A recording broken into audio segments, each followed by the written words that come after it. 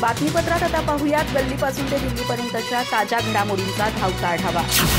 महायुती सरकारची महत्त्वाकांक्षी लाडकी बहीण योजना आता इतर महत्त्वाच्या विभागांच्या मुळावर येत असल्याचं स्पष्ट झालंय। सरकारनं या योजनेसाठी तिसऱ्यांदा आदिवासी विभागाचा 335 कोटी 70 लाख रुपयांचा निधी वळता केलाय। त्यामुळे आपसुकच नीती आयोगाच्या नियमांना पुन्हा एकदा हरताळ फासला गेलाय। सरकारच्या या निर्णयावर टीका होण्याची शक्यता आहे। सरकार मुख्यमंत्री माझी लाडकी बहीण योजनेअंतर्गत लाभार्थी महिलांना दरमहा 1500 रुपयांचं अर्थसहाय्य करतंय, पण यासाठी निधी उभा करताना त्याची मोठी दमछाक होतीये। सरकारनं या योजनेला लागणाऱ्या निधीची अर्थसंकल्पात तरतूद केली आहे, पण त्यानंतरही इतर विभागांचा निधी वळता करून सरकार दिवस काढण्याचं काम करत आहे, हे वेळोवेळी स्पष्ट होतंय। ताज्या माहितीनुसार सरकारनं लाडकी बहीण योजनेसाठी तिसऱ्यांदा आदिवासी विभागाचा 335 कोटी 70 लाख रुपयांचा निधी वळता केलाय। यासाठी नीती आयोगाच्या नियमांना हरताळ फासलाय। सरकारनं यापूर्वीही दोनदा आदिवासी विभागाचा एवढाच निधी वळता केला होता। आता तिसऱ्यांदा या विभागाच्या निधीवर डल्ला मारलाय। विशेष म्हणजे नीती आयोगानं सर्वच राज्यांच्या मुख्यमंत्र्यांसह केंद्र सरकारच्या सामाजिक न्याय विभाग आणि आदिवासी विभागाला पाठवलेल्या पत्रात दलित आणि आदिवासी समाजाचा निधी इतर कोणत्याही योजनेसाठी न वापरण्याचे स्पष्ट दिशानिर्देश दिले होते। आदिवासी विभागानं हेच दिशानिर्देश आणि नियमांच्या आधारावर हा निधी हस्तांतरित करण्याच्या निर्णयाला कडाडून विरोध केला होता।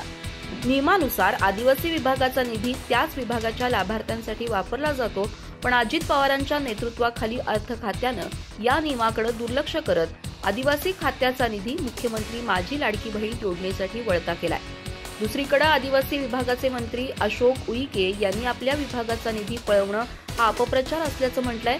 आदिवासी विभागाच्या योजनांची अंमलबजावणी करण्यात कोणतीही अडचण येणार नाही।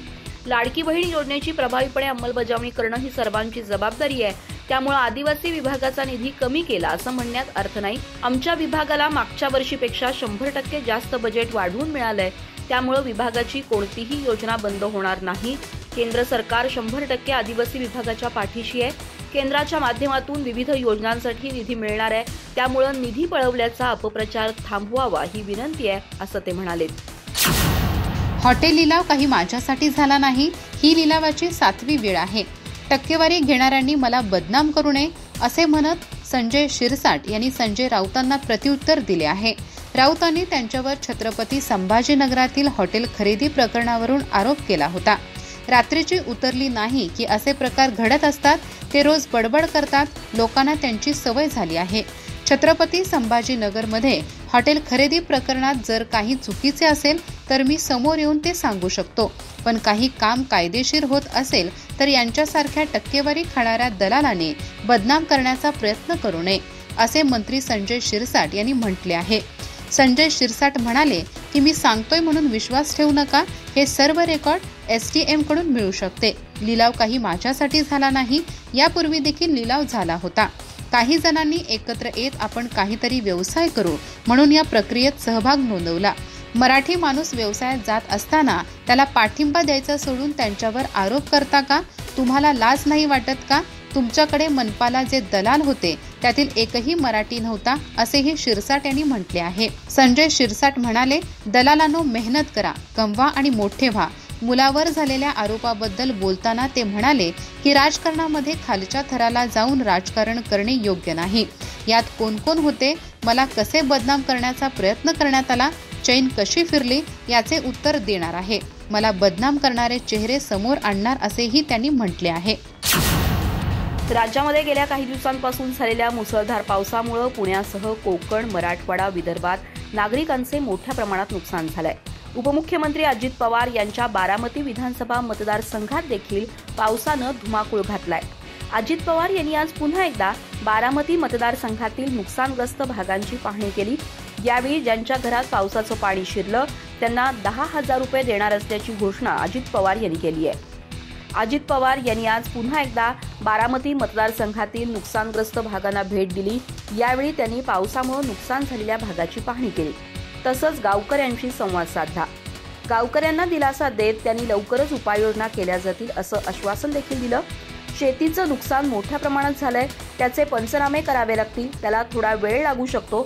मात्र तत्काळ धान्य देण्यात येत असून ज्यांच्या घरात पाणी गेलं त्यांना 10,000 रुपये देण्यात येणार असल्याचं अजित पवार यांनी सांगितलं. यावेळी नागरिकांशी बोलताना अजित पवार म्हणाले की गावातील नुकसानीचे पंचनामे होत आहेत, मात्र धान्य द्यायला सुरुवात झाली आहे. ज्यांच्या घरात पाणी गेलं त्यांना 10,000 रुपये आम्ही देतोय, लवकरच पैसे सोडायला लावतो असं म्हणत अजित पवार यांनी नुकसानग्रस्त नागरिकांना दिलासा देण्याचा प्रयत्न केला. हे 10,000 रुपये केवळ बारामती तालुक्यात दिले जाणार आहेत की संपूर्ण राज्यातील नुकसानग्रस्त नागरिकांना दिले जाणार आहेत, याबाबत अद्याप कोणतीही माहिती समोर आलेली नाही. मात्र ज्यांच्या घरात पाणी गेलंय त्यांना पैसे देण्यात येणार असल्याची माहिती उपमुख्यमंत्री अजित पवार यांनी दिली आहे. भारतीय जनता पक्षाच्या वतीने उद्धव ठाकरे गटाचे खासदार संजय राऊत यांच्यावर जोरदार पलटवार करण्यात आला आहे. पक्षाने व्यंगचित्राच्या माध्यमातून संजय राऊत यांना थेट संबंध पाकिस्तानशी जोडला आहे. ऑपरेशन सिंदूर अपयशी ठरल्याबद्दल राऊत यांनी शंका उपस्थित केली होती. पाकिस्तान देखील तसाच दावा करत आहे. त्यावरून भाजपच्या वतीने राऊत यांचा उल्लेख पाकिस्तानचा भोंगा असा केला आहे. जम्मू काश्मीरमधील पहलगाम येथे झालेल्या हल्ल्यानंतर भारतीय सैनिकांच्या वतीने ऑपरेशन सिंदूर राबवण्यात आले होते. मात्र हे ऑपरेशन सिंदूर अपयशी ठरले असल्याचा दावा पाकिस्तानच्या वतीने करण्यात येत आहे. त्यातच उद्धव ठाकरे गटाचे खासदार संजय राऊत यांनी देखील ऑपरेशन सिंदूर अपयशी ठरले असल्याबाबत शंका उपस्थित केल्या होत्या. त्यांच्या या वक्तव्याला भारतीय जनता पक्षाच्या वतीने देखील पलटवार करण्यात आला आहे. संजय राऊत यांचा उल्लेख पाकिस्तानचा भोंगा असा करत भाजपने एक व्यंगचित्र प्रसिद्ध केले आहे. या व्यंगचित्रामध्ये भारत आणि पाकिस्तानचा प्रतिकात्मक नकाशा दाखवण्यात आला आहे. यामध्ये पाकिस्तानचा ISI एजंट असलेला एक हात आणि त्यावर बसलेला पोपट दाखवण्यात आला आहे. या पोपटाचा चेहरा संजय राऊत यांच्या चेहऱ्याचा दाखवण्यात आला आहे. तसेच पाकिस्तानचा भोंगा ऑपरेशन सिंदूर अपयशी ठरले असे म्हणत असल्याचे देखील या पोस्टमध्ये दाखवण्यात आले आहे. व्यंगचित्रामध्ये या माध्यमातून नाव न घेता भाजपने संजय राऊत यांच्यावर टीका केली आहे. इतकेच नाही तर भारतीय जनता पक्षाच्या वतीने या पोस्टला ऑपरेशन सिंदूर आणि शेम ऑन UBT असे टॅग देखील जोडले आहेत. त्यामुळे भाजपच्या या पलटवाराला आता ठाकरे गट किंवा संजय राऊत काय उत्तर देणार हे पाहावे लागेल. वैष्णवी हगवणे आत्महत्या प्रकरणानं संपूर्ण राज्याला हादरवून सोडलं असताना या प्रकरणात आरोप झालेल्या हगवणे कुटुंबाच्या बाजूने उभं राहणाऱ्या वकील विपुल दुशिंगवर सामाजिक कार्यकर्त्या अंजली दमानिया यांनी तीव्र शब्दात टीका केली आहे. दुशिंग यांनी न्यायालयात मांडलेला युक्तिवाद स्त्रीविरोधी हिंसाचारास पाठिंबा देणार असल्याचं म्हणत दमानिया यांनी त्यांच्या वकिलीची सनद रद्द करण्याची मागणी केली आहे. अंजली दमानिया म्हणाल्या की प्लास्टिकच्या छडीनं मारहाण झाली हे हत्यार नाही का, तर अशा छडीनं कोणाची हत्या होते तर ते हत्यारच मानलं जातं असा सवाल करत दमानिया यांनी वकिलाच्या नैतिकतेवर थेट प्रश्नचिन्ह उपस्थित केलं. नवऱ्यानं बायकोच्या कानाखाली मारणं छळ नाही का, तुम्ही कोर्टात काय वाटेल ते बोलताय, याचा अर्थ घरगुती हिंसाचाराचं समर्थन करताय असा थेट घणाघात त्यांनी केला. पुणे बार असोसिएशननं त्यांच्या वकिलीची सनद तातडीनं रद्द केली पाहिजे अशी जोरदार मागणी त्यांनी केली. अंजली दमानिया म्हणाल्या की वकील दुशिंग यांचा भूतकाळ उघड करताना अंजली दमानिया म्हणाल्या ते फक्त हगवणे कुटुंबाचीच नाही तर गुन्हेगारी पार्श्वभूमी असलेल्या अनेक आरोपींची केस लढलेले आहेत. गजानन मारणे, प्रवीण पुंजीर, संतोष शिंदे यांसारख्या गँगस्टरच्या केसेस त्यांनी हाताळल्या आहेत. एका जिल्हा परिषदेतील 39 मुलींच्या विनयभंगाच्या प्रकरणात मुख्याध्यापक आरोपी होता. त्या आरोपीला पॉस्कोमधून सुटका करून देणारा वकील हाच विपुल दुशिंग आहे असा गंभीर आरोपही दमानिया यांनी केला. विपुल दुशिंग यांनी कोर्टात युक्तिवाद करताना दावा केला की वैष्णवीचा स्वभाव आत्महत्येकडे झुकणारा होता आणि तिनं पूर्वीही 2 वेळा आत्महत्या करण्याचा प्रयत्न केला होता. तसंच ती एका वेगळ्या व्यक्तीशी चॅट करत होती आणि त्या वादातून तिनं आत्महत्या केली असा दावा दुशिंग यांनी केला. आम्ही तिचे चारित्र्यहनन केलेलं नाही असं स्पष्टीकरणही त्यांनी दिलं. मात्र हा युक्तिवाद वैष्णवीच्या कुटुंबियांना आणि महिला हक्क संघटनांना अजिबात मान्य नसून त्या विरोधात आवाज उठायला लागलाय. राज्याच्या मुख्यमंत्र्यांनी देशाचे ज्येष्ठ नेते शरद पवार यांच्या चिकाटीचे कौतुक केले आहे. त्यात कोणाला आश्चर्य वाटायचे काही कारण नसल्याचे उद्धव ठाकरे गटाचे खासदार संजय राऊत यांनी म्हटले आहे. राजकीय टीका केल्या तरी त्यांच्यातील गुण तुम्हाला नाकारता येणार नाही. परिश्रम, संयम आणि सातत्य या गुणाची कास देवेंद्र फडणवीस आणि त्यांच्या सहकार्याने देखील स्वीकारायला हवी. पराभव किंवा निवडणुकीतील यश अपयश अनेक नेत्यांना थांबवत नाहीत. बाळासाहेब ठाकरे देखील अनेक निवडणुका लढले, हरले आणि जिंकले, मात्र ते काम करत राहिले. आता शरद पवार हे सर्वांचे आदर्श आहेत. इतक्या वर्षांनी का होईना देवेंद्र फडणवीस यांना पवार साहेबांचे हे गुण दिसले, त्याबद्दल त्यांचे आभार मानायचे आणायला हवे असे देखील राऊत यांनी म्हटले आहे. देवेंद्र फडणवीस यांनी शरद पवार यांचे एवढे कौतुक केले, त्यासाठी त्यांनी दिल्लीची परवानगी घेतली असेलच. आम्हाला पवार साहेब यांच्याविषयी आदर व्यक्त करायला कोणाची परवानगी घ्यावी लागत नाही. मात्र भारतीय जनता पक्षाचे सर्व निर्णय हे धोरणात्मक असतात. ज्यांना तुरुंगात टाकायला निघाले होते अशा छगन भुजबळ यांचे देखील देवेंद्र फडणवीस यांनी कौतुक केले होते. त्यामुळे त्यांच्या कौतुकाला फार महत्त्व देऊ नये. ते अजित पवार, प्रफुल्ल पटेल यांचे देखील कौतुक करतात. उद्या ते नवाब मलिक यांचे देखील कौतुक करतील. भारतीय जनता पक्षाच्या नेत्यांचा काही भरोसा नाही. ते कधी कोणावर हल्ला करतील आणि नंतर कौतुक करतील हे त्यांनाच माहिती. अशा शब्दात राऊत यांनी फडणवीस यांच्यावर निशाणा साधला आहे. मला ज्ञात आहे त्यानुसार शरद पवार हे भारतीय जनता पक्षासोबत जाणार नाहीत. शरद पवार यांनी राजकारणामध्ये खूप मोठी पारी खेळली आहे. आता शरद पवार प्रत्यक्ष मैदानावर नसले तरी ते कोचिंगच्या भूमिकेत आहेत. मी त्यांना ओळखतो. त्यांची विचारधारा आणि भूमिका मला माहिती आहे. त्यांचे वय आता 85 वर्षाच्या जवळपास आहे.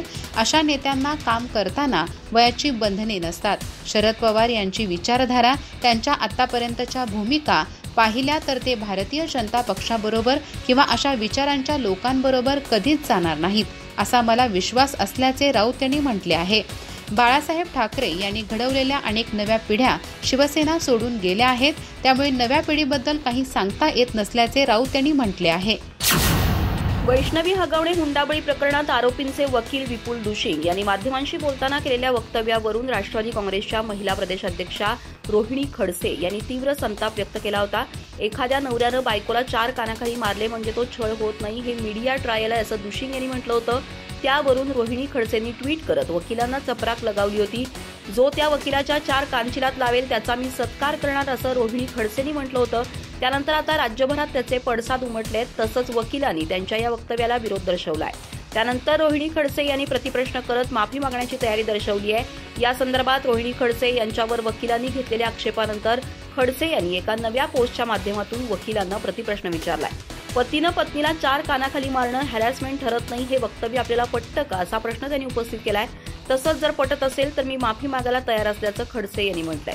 या संदर्भात खडसे यांनी एक व्हिडिओ देखील पोस्ट केलाय. यामध्ये त्यांनी म्हटलं की मी काल केलेल्या पोस्टमुळे काही वकील बांधवांच्या भावना दुखावल्या असल्याचं मला कळलं. मुळात मी त्या पोस्टमध्ये कुणाचंही नाव घेतलं नाही, हा पहिला मुद्दा. दुसरा मुद्दा असा की पतीनं पत्नीला 4 कानाखाली मारणं हॅरॅसमेंट ठरत नाही असं त्या ठिकाणी बोलले गेलं. माझा समस्त महिलांना आणि त्या वकील भावांना प्रश्न आहे की हे वक्तव्य आपल्याला पटतं का? जर पटत असेल तर मी सर्वांची माफी मागायला तयार आहे. स्वातंत्र्यवीर सावरकर यांचा अपमान करणाऱ्या राहुल गांधी यांच्या तोंडाला काळे फासणार असल्याचा इशारा देणारे उद्धव ठाकरे गटाचे नेते बाळा दराडे यांचे विरोधात आता काँग्रेस चांगलीच आक्रमक झाली आहे. काँग्रेसच्या पदाधिकाऱ्यांनी पोलीस आयुक्तांची भेट घेतली असून दराडे यांच्यावर गुन्हा दाखल करण्याची मागणी केली आहे. त्यामुळे आता या प्रकरणात पोलीस प्रशासन नेमकी काय भूमिका घेणार, काय कारवाई करणार हे पाहणे महत्त्वाचे ठरणार आहे. या संदर्भात बाळा दराडे म्हणाले होते की आम्ही स्वातंत्र्यवीर सावरकर यांच्या जन्मभूमीमध्ये राहतो, याचा आम्हाला खूप अभिमान आहे. मात्र राहुल गांधी यांनी सावरकर यांच्याबद्दल अपशब्द वापरले होते, त्यांचा आम्ही निषेध व्यक्त करत असल्याचे बाळा दराडे यांनी म्हटले होते. पक्षप्रमुख उद्धव ठाकरे आणि पक्षाचे नेते संजय राऊत यांनी त्यांच्या शैलीत राहुल गांधी यांना सुनावले आहे. सावरकर यांच्याबद्दल अपशब्द वापरल्यास आम्ही त्यांना धडा शिकवू. आम्ही महाविकास आघाडीमध्ये असलो तरी महाविकास आघाडी गेली खड्ड्यात, असेही बाळा दराडे यांनी म्हटले होते. बाळा दराडे यांच्या या भूमिकेला काँग्रेसचे प्रदेशाध्यक्ष हर्षवर्धन सपकाळ यांनी देखील कडाडून विरोध केला आहे. अशा धमक्या सहन केल्या जाणार नसल्याचे सपकाळ यांनी म्हटले आहे. मात्र या सर्व प्रकरणामुळे आता महाविकास आघाडीमध्ये चांगलाच वाद पेटण्याची शक्यता वर्तवली जात आहे. अशा धमक्यांना आम्ही भीक घालत नाही, त्याला उत्तर देण्यास आमचे कार्यकर्ते देखील पुरेसे असल्याचे हर्षवर्धन सपकाळ यांनी म्हटले आहे. स्थानिक स्वराज्य संस्थांच्या निवडणुका जवळ आल्या आहेत. आता महानगरपालिकांच्या निवडणुका असल्याने सदरील राजकारण केले जात असल्याचे काँग्रेसच्या नेत्या यशोमती ठाकूर यांनी म्हटले आहे. मात्र राहुल गांधी यांना अशा शब्दात बोलणे कोणीही खपवून घेणार नाही. राहुल गांधी यांना तुम्ही हात लावून दाखवा, असा इशारा यशोमती ठाकूर यांनी दिला आहे.